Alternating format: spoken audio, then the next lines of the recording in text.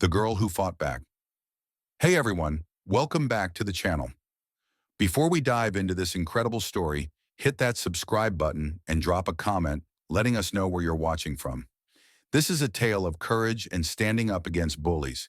Let's get into it. Get on all fours and bark. The words echoed in Westfield High's gym. 150 students held their breath. A nervous laugh faded as Marcus Thompson, 6 feet 3 inches, 220 pounds, loomed over Hannah Walker. The crowd, phones raised, loved it.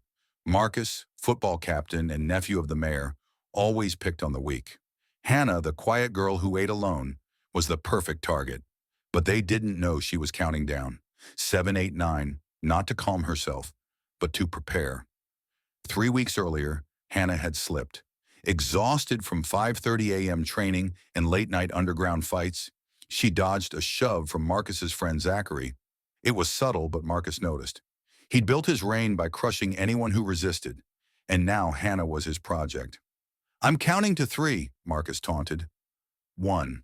Hannah's fingers twitched. She'd taken down fighters like Antonio Reeves in underground rings. 47 wins, no losses. 2. Her brother David, 16, was battling leukemia. The $100,000 treatment wasn't covered by insurance. 3. The crowd waited for her to break. Hannah knelt. The gym erupted. Phones flashed. Someone yelled, "Ball star!" Marcus grinned. "Bark for daddy." Hannah's lips moved, silently counting. 4, 5, 6. The crowd thought fear had silenced her. They were wrong. Marcus, impatient for total humiliation, pulled back to kick. In a flash, Hannah transformed. Her breathing steadied, shoulders relaxed. As Marcus's kick came, she moved like water, dodging effortlessly. His momentum sent him stumbling. The laughter stopped. "Luck," Marcus growled, but his voice cracked. He'd seen her move, not panic, but training. "Get up," he ordered. Hannah rose deliberately, her movements precise. "I apologize for your friend," she said softly. "I asked you to leave me alone. You need to learn respect." Marcus stepped closer, towering over her. "Back on your knees." "Or what?" Hannah replied. "You'll hurt me? You're already doing that." The crowd stirred. Nobody talked to Marcus like that. "Guys," he called. 3 teammates, Zachary, Derek, and Tyler, joined him. 4 against 1, a 115-pound girl. "Still want to play tough?" Marcus sneered. Hannah's phone buzzed. Vincent, her underground fight promoter. She couldn't leave, not with them blocking her, not with the crowd recording. "I don't want to fight," she said. Fighting meant exposing her secret. But Marcus nodded to his crew. "You're going to learn what happens to those who disrespect me." They moved in, confident. They'd broken dozens before, but Hannah had spent 5 years turning her body into a weapon. Zachary grabbed first. Hannah shifted, sending him stumbling. Derek and Tyler lunged. She dropped, letting them crash into each other. The crowd whispered, "How's she doing that?" Marcus, furious, swung a punch that had knocked out others. Hannah saw it coming. His stance, his shoulder, his openings. She could have ended him, but the phones, the witnesses, stopped her. Instead, she let the punch graze her shoulder, dropping to one knee. The crowd cheered, thinking order was restored. Marcus loomed. "Last chance. Bark, or the next one's full force." Her phone buzzed again. Vincent, impatient. Every second here cost her preparation for a fight that could save David. But looking at Marcus's cruel smirk, Hannah was done hiding. "No," she said. The gym went silent. "I'm done with your games. I'm done pretending strength rules here." Marcus laughed, forced. "You think you can walk away?" "Yes," Hannah said, standing tall. "I'm leaving. You'll let me pass. Tomorrow we pretend this never happened. Or I stop holding back." Marcus saw her stance, her eyes that had seen real violence.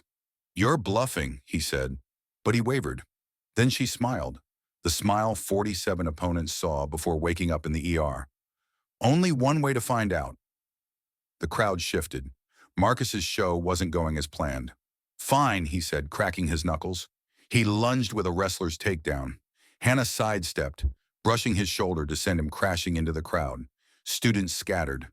Marcus hit the floor, stunned. "Wrestling's fine," Hannah said casually, "but it's weak against multiple disciplines. Who are you? Marcus asked, standing cautiously. A kid shouted, It's Ghost! He held up a YouTube video. Same height, same moves. Ghost, undefeated in 47 underground fights, always masked. The crowd buzzed, phones comparing Hannah's dodge to shaky fight footage. Marcus paled. You're Ghost. Hannah didn't deny it. The evidence was on every screen. She could kill us, Tyler muttered, backing off. The gym froze, 150 students realizing the quiet girl was a legend. Marcus's world, built on fear, crumbled. That's impossible, he stammered. Ghost fights killers. And wins, someone added. Hannah's phone rang. Vincent calling. She declined it. So what now, she asked. You wanted to humiliate me. What's next? Marcus had two choices. Back down and lose his reputation, or fight an undefeated legend. Pride won. I don't care about your fight club, he growled. You're still nothing. A freshman, Ashley Martinez, stepped forward. Stop, she said, tears in her eyes. You made my brother drop out. You've terrorized this school for years. More voices joined. You hospitalized Jake Morrison. You ruined Becca's art. Marcus roared. Shut up! I'm in charge. But Hannah stepped forward. You're a scared kid who hurts others because you're hurt. Your dad taught you that strength, but you're small, Marcus. Her words hit harder than any punch. The gym was silent. I fight to protect, she continued. You fight to hurt. That's why you'll lose. Not because I'm stronger, but because I'm not afraid. And they're not either. She gestured to the crowd, now fearless. Marcus's phone rang.